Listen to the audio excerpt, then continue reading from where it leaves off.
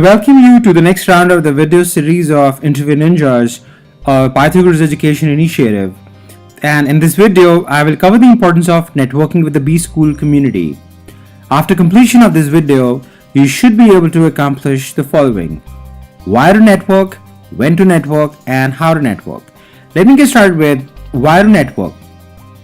So, you could be applying to top schools such as Harvard, Columbia, Stanford, INSEAD, LBS, or even the other ones such as Smith, Notre Dame, or Rotman.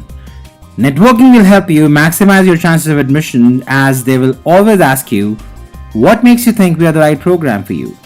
Many applicants from India and Asia Pacific do not understand the need for networking.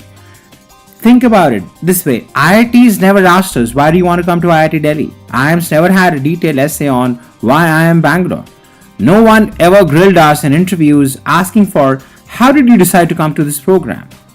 Rather, it was frowned upon. However, MBA Marketplace is different. Do you know some top schools have an essay on what steps have you taken to learn about our program? And the ones that do not, they still expect you to take measures to know the program really well. Let us look at some of the other examples of the essays. Think about Columbia Business School Essay 1. Through your resume and recommendations, we have a clear sense of your professional path to date. What are your career goals going forward, and how will Columbia MBA help you achieving them? Next is Columbia Business School's location enables us to bridge theory and practice in multiple ways through master classes, internships, the New York immersion seminars, and most importantly, through a combination of distinguished research, faculty, and accomplished practitioners. How will you take advantage of being at the center of the business? Now, through these essays, it is clearly evident they want to know if you want to know why you want to join them. And they can go to the extent of asking you, what steps have you taken to learn about the program? You cannot limit yourself to only the website or Google or other online communities while responding to these questions. For example, NYU Stern is a small-sized school in a big city. So the school is very insecure about your participation after classes and mandatory assignments, as you will have lots of opportunities to disappear in New York City. So they want to raise the barriers and have only very serious applicants come over. In one of my previous videos on how to address why the school, I talked about building a framework around 11 parameters, and networking was an important tool required to conduct that research. Networking is like a channel to get to those parameters. You can also check our blogs on www.pythagoras.in/blogs and look for the article that says, most important expression for a B school, why do I love you? In this article, please refer to the third degree of expression, and you will realize that a 500-word essay on why Columbia cannot come from simply researching on the internet. I've also discussed the questions that you need to ask the alumni and the existing students on how to network in the last part of this video. In the next session, I want to address when to network. The fall sessions will have deadlines in September or October, and the spring sessions will have deadlines in March. And for September-October deadlines, in the ideal world, I would want you to start speaking with the schools around April or May. Do the math. You'll be applying to 5 to 6 programs, and for every program, you will be engaging with roughly 5 to 6 people. And in order to speak with 6 people, you will have to reach out to 25 to 30 of them, as the schools will give you a response rate of roughly 25%. Even if you have not started with it, it is not too late though. But do it right now. If you're applying in the fall session and you're in the middle of August, start writing emails, start building your contact list. Look at the end of the video to understand what are the different steps that you need to follow. And similarly, if you are in Jan or Feb right now and your deadlines are in March, do it. Get started now.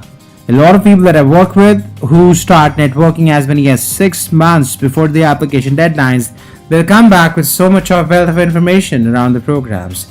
The schools is not simply rankings for them. They can see beyond the websites, they can see beyond the rankings, and they can understand how is one school better suited for their profile and their future ambitions.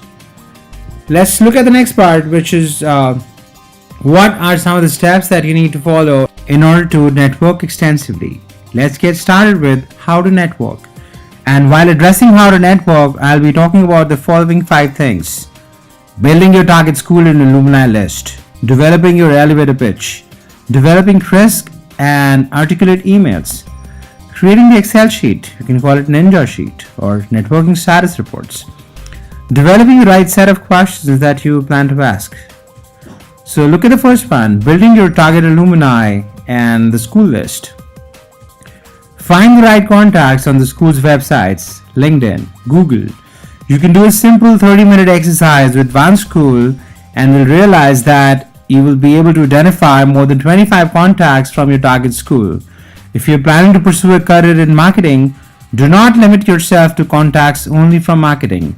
Look for the consulting clubs, marketing clubs, general management clubs, finance clubs, and operations clubs, and any other prominent clubs. Do not limit your contact list to your target functions.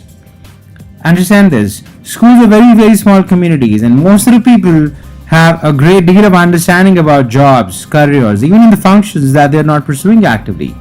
People in investment banking will have friends pursuing careers in supply chain, and it is likely that they will be able to point you in the right direction. Narrowing down your list initially on the basis of your target function will further minimize your chances of speaking with people. Next, school roadshows. If you live in a big city in a country that is important to your school, the chances are that most of your schools will come visit you.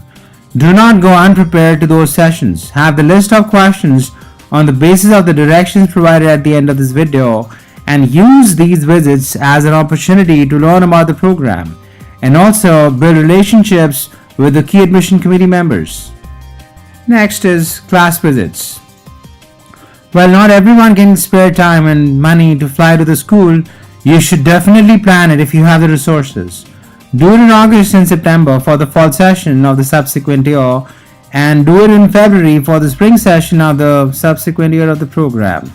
A class visit will allow you to spend time with the school community, attend lectures as a guest, do information interviews with the admission committee members, and introspect and write very powerful and meaningful essays.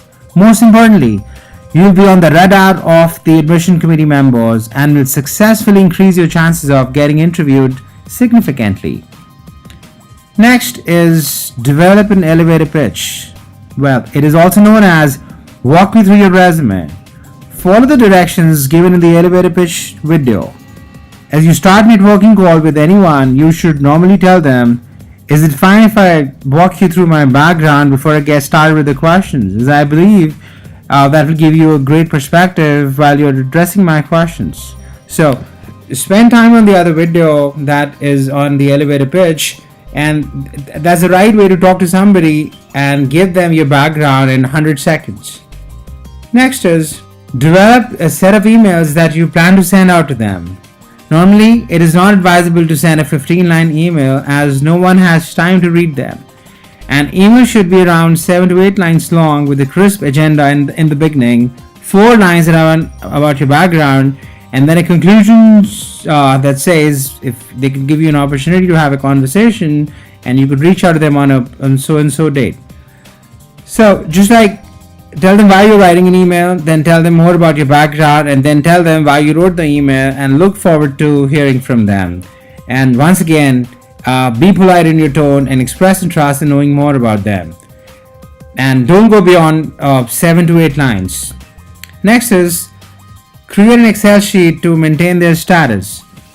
As I said earlier in this video, you'll be reaching out to more than 150 people in 3 months, and that makes this a pretty important step.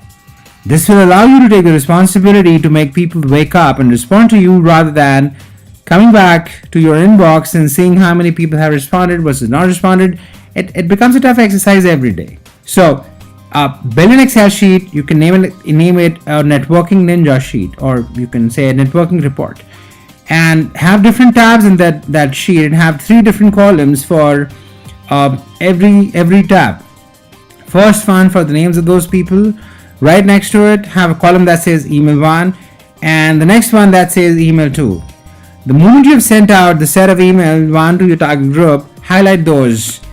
When you come back to your sheet after 3 days, you just check how many people have not responded to your emails. Just send them the next set of follow-up emails, and just ahead of time create an email too. An email too should be around 3 to 4 lines, and it's just to follow up on your previous email. With those who have responded to your emails, set up your phone calls and ask your questions. In the next section, I want to address how to develop the right set of questions that you're planning to ask them. In order to develop this set of questions, spend time on the websites of these schools and understand in what ways that school can help you achieving your short-term and your long-term objectives. Also, think about the other factors such as networking, academia, alumni support, job search, culture. Some of these factors might affect your decision to join that school. For example, if you're planning to apply to Stone for a specialization in marketing and want to pick product management, you need to find out more about how the school will help you in creating a career in product management. Let us look at the examples of some of the questions you can ask, and I want to cover both good and bad questions. Remember, it is not a good idea to throw those questions in the email. So these questions will not go in any of your emails. You have to engage with them on a phone call. Now, what is a bad question during a networking call? 1. The rule is, if you can Google the answer and asking a fact-based questions, you're essentially wasting your time and that of the student or the alumni. Not to mention that you're also leaving a bad impression about yourself and setting an example of anti-networking. Well, anti-networking essentially means when it works against you. So, a bad question is, what were some of the placement statistics for the school last year? Or what is your school popular for? Or what are the courses offered in the first year? And when do you get introduced to the electives? Again, you can get responses to these questions on Google or the school's website. Hey, don't ask personal questions. Harping too much on the MBA experiences of that person that you're talking to can somehow backfire. Like, don't ask him how easy was your transition into the kind of internships that you were looking for. If he did not have a good experience, then he may not like to respond to that question. Next is, what is a good question during a networking call? Any question through which you're seeking their opinion is a good question. It also gives you a chance to tell them that you know a lot about the program and have researched very well. Any question where you're seeking opinion of somebody on some of the things that will help you in understanding the school is a good question. Example of good questions. Let's say, look at the first one. I saw that many students at Kellogg actively participate in students' projects and help the nonprofits or businesses in their real-time problems. Can you give some specific examples of the recent projects that the students worked on? If you're keen on building a career in healthcare and are interested to find out more about the projects in healthcare, it is a great opportunity to ask them. You can very well articulate this on the essays and give the school specific information about how they are best suited for your profile. Next question could be, I'm keen on working with some of the boutique consulting firms in the healthcare industry. Can you talk more about the presence of the alumni in the companies such as A, B, and C? How supportive do you think the alumni have been in the overall recruiting for the first and second year MBA students? Next question. Your school is truly diverse in many ways and has a strong focus on bringing people from diverse nations. Can you talk more about how do the career services help the internationals in the initial stages to transition them well in the placements? Next question could be anything that showcases your inquisitive nature to the school and will also portray that you have been actively involved in knowing more about them, their culture, and the significant advantages that they hold for you. Remember, do not use the statement that I'm talking to you because I feel that your school is a top priority for me, unless you're really prepared to handle the response to this question. Like, I've had people networking with the alumni in the past, and somebody asked them that, hey, can you tell me why is this the top school for you? Why is this the best, the first preference for you? And they had no response for it, as they had not researched on the school's website.